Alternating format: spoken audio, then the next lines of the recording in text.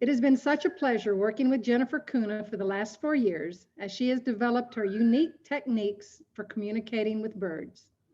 She is truly blazing new trails in avian communication and cognition. A lawyer by training, she eagerly embraced science and the scientific method. She has developed unique methods for blind testing, then compiling data and scientific writing. Her research can help veterinarians understand the cognitive abilities of parrots. Hi, thank you so much for allowing us to share with you today. The project I'd like to share with you is Reading Comprehension Skills in a Goffin's Cockatoo.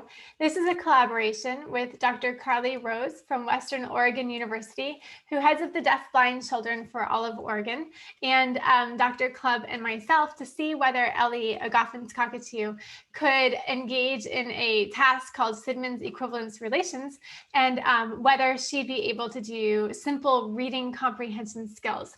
A very special thank you to Dr. Pepperberg for recommending this test to us a couple of years ago. We set up the research around her recommendation for Sidmans Equivalence as a basis to see whether Ellie had learned how to learn new vocabulary through silent reading. I'm going to go ahead and share my screen.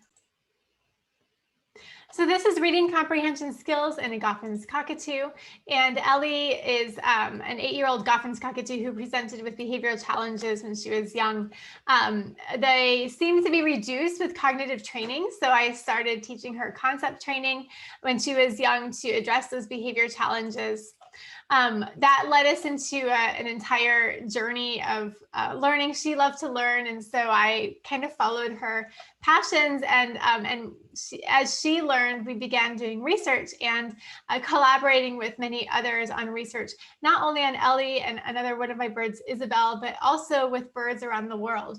So our research collaborators include Dr. Perry from University of Miami, of course, Dr. Clubb, Dr. Rhodes from Western Oregon University, Hildegard Niemann out of Germany from the Parrot Training Project there, and lots of birds around the world. And our research looks at choice symbol communication, 1 to 10 quantity and numeral counting and addition skills, phonics and reading skills, and tablet-based augmentative alternative communication devices.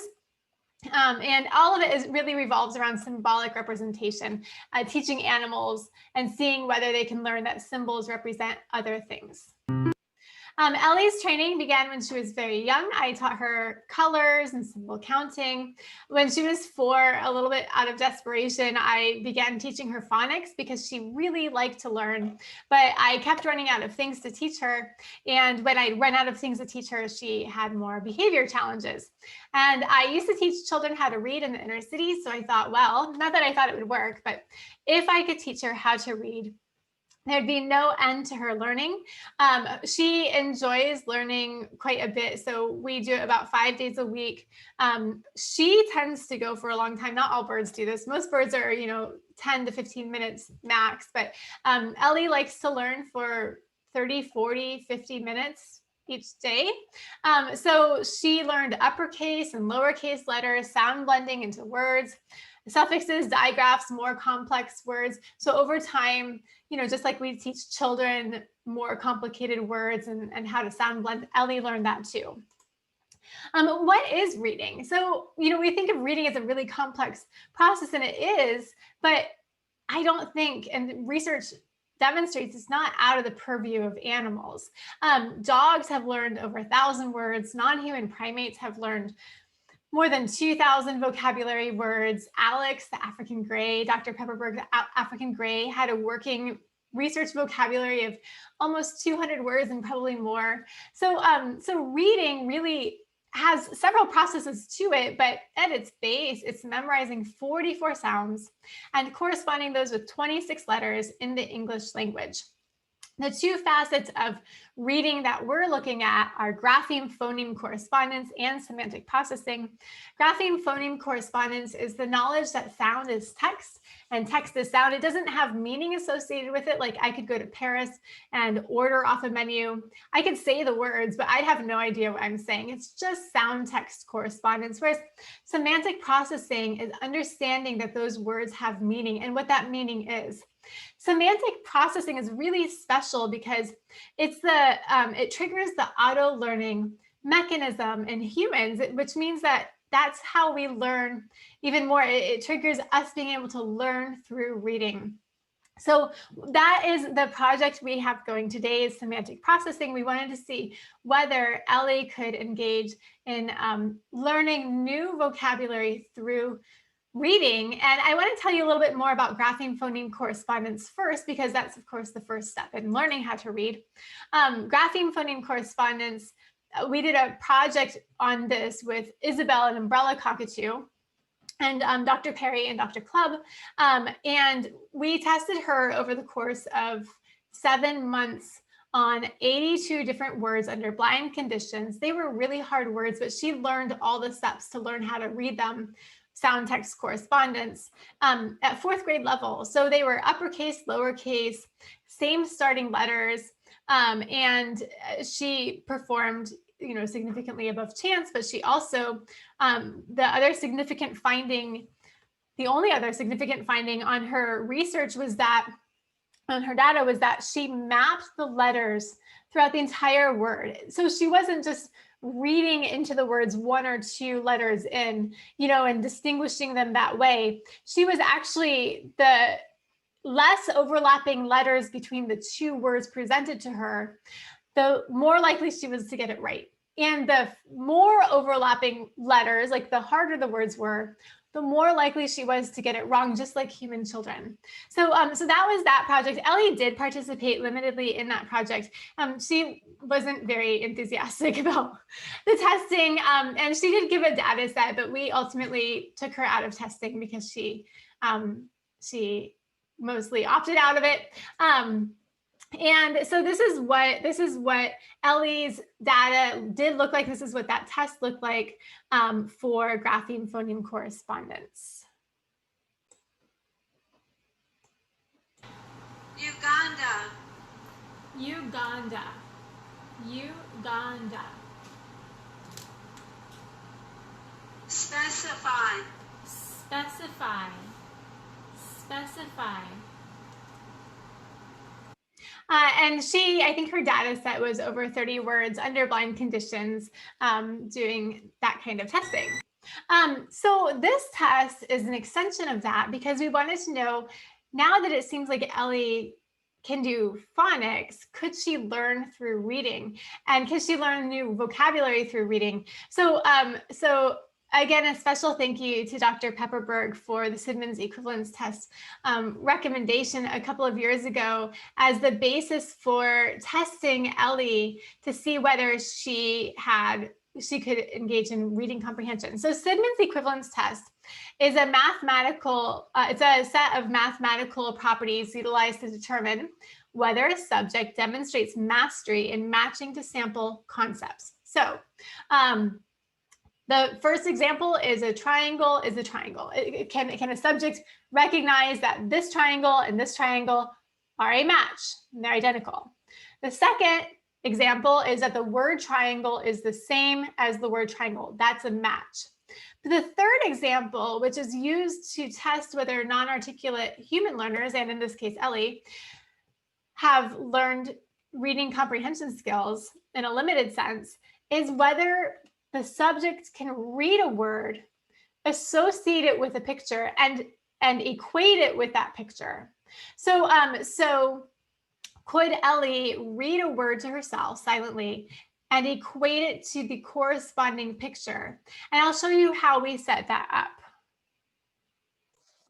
up. These are cardboard cards, and on the cardboard cards on the top left we put a picture, and then we put a word down here, and we hid the word so that when I would verbally prompt Ellie, she wouldn't be able to do phonics. She'd have to have equated the word with the picture. So so we took these cards, and I would have her touch the picture, touch the word, touch the picture, touch the word, and then I would give her a second card and say touch the word, touch the picture, touch the word, touch the picture. We'd hide the words and then present like this. And I would give her a prompt. I'd say like, touch the disc. And then she couldn't do phonics again. She'd have to choose the picture that was equated with the word, that was associated with the word. And we wanted to see whether she could silently read to herself and equate it to a new vocabulary word. The way that it was set up is that these cards were shuffled out of my sight and out of my presence by somebody else. They were placed face down. Some words were clipped to it, so I would be able to say a word, but I didn't know which hand it was in. I was blind to the answers, and I'd hold them up and I'd offer them to Ellie, and then I would prompt her to select one after she had read silently, and that is how this test was set up. It's a single subject case study design, so we were doing an intervention, baseline intervention, and then looking for stable scores. I'm going to share my screen again. Okay, so special thanks also to Cindy Carroll and Patricia Ingvelson for assisting. They were our card shuffling and remote assistant people. And then we were testing again whether Ellie could perform stimulus equivalency between a word she read and the corresponding vocabulary word. The blind test comprised actually 3 phases. Phase 1, the cards were shuffled by an assistant and blind testing by a researcher, myself. So during this phase, someone else shuffled them. And then when Ellie was during a learning session, I would ask her a couple of questions from the test setup that was given to me. We found that unintentionally and randomly, there was a side bias in the presentation, like just randomly one side was more often than the other. So we resorted to using remote assistant like we had used in the Grapheme phoneme correspondence project, and having that remote assistant use a 1-2 number chart to random number generator to keep it even and more random between the left-right presentation. And then phase 3, we wanted to see whether Ellie could not only read the words and correspond them with a picture, but whether she could correspond it and generalize it to another similar picture, not identical, something else. So could she read, learn new vocabulary, and generalize her learning to other things? She was given 1 to 4 questions at a time over 11 test sessions. And we were looking for, we were checking her baseline and testing her baseline against her test scores against her baseline. This is a sample phase 1 test. Here, the words and the picture. Good. Words and picture.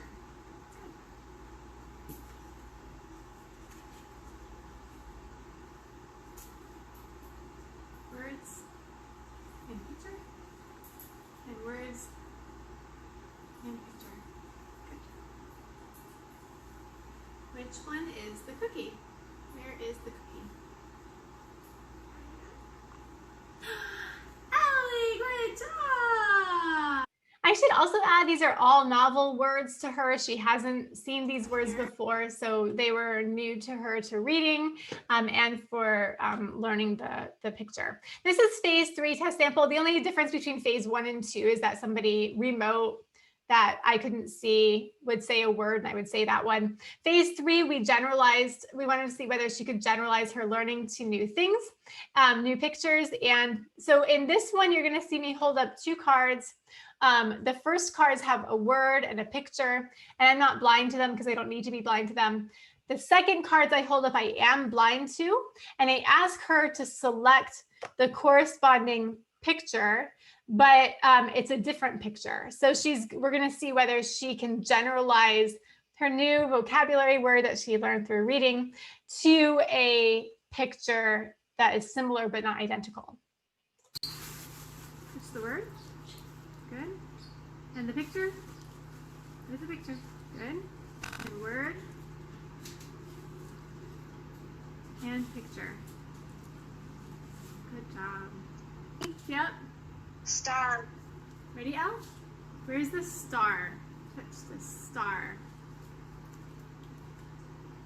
Ellie, good job! Great.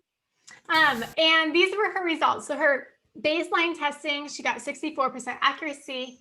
Her practice test, she got 83% accuracy. And then across all of her blind tests, she had 100% accuracy, except for one time she had 50%. And then the rest, including her generalization test, she had 100% accuracy. Overall, across all of her questions, she was 94% accurate. Study limitations. This is a single subject case study and can't be generalized to all cockatoos or parrots.